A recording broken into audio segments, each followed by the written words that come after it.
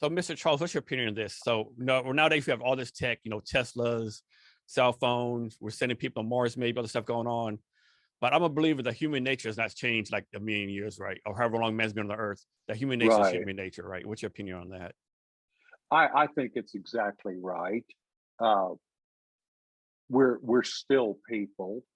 Uh, what I see happening in our day specifically with the advancement of technology is that we're losing touch with ourselves. There's so many distractions that we all glom onto and make center in our lives that no one and you hear this a lot. I don't claim to be original, but I mean, people don't talk to each other anymore. Uh, Families don't sit at the dinner table and have conversation. The TV's on, or the kids have the phone. Maybe dad and mom have their phones out, and there's I think the greatest need that people have today is to just find from time to time a quiet place where they can sit and maybe out in nature where they can be alone with themselves and their thoughts and just think about things, as I call it, pondering on things. Uh, that I've always been uh, someone essentially like that. I'm not a reclusive loner by any means. I enjoy good company and good conversation, but I don't mind being alone. And I cherish those times to just have a time to sort things out and think about things in my own life, maybe that I should or shouldn't do. But sometimes it's just a matter of self reflection about the kind of person that I am and what maybe I could do uh, to be a better person.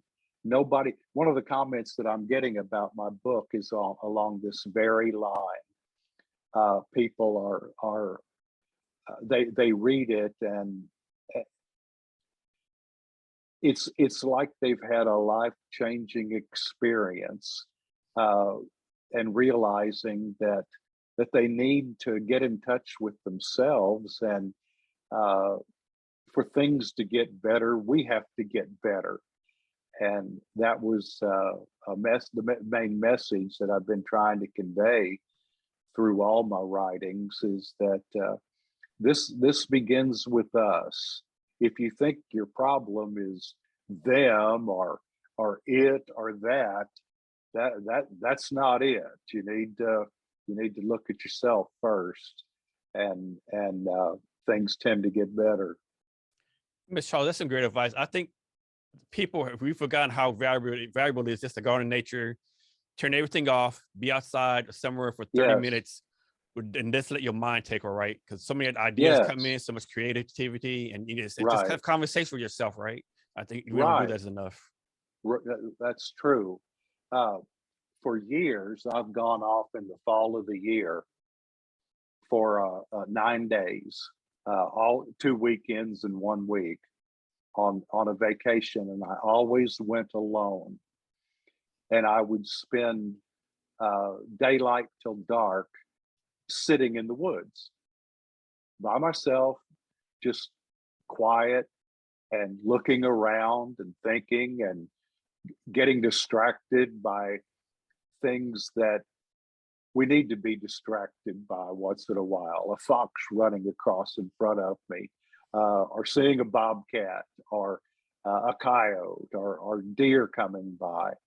But basically, it was just a time to kind of evaluate things and when I came back from those trips, I always just felt a lot better. It was very helpful to me.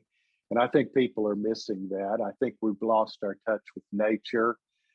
We've lost touch with the night sky, lost touch with being able to grow food.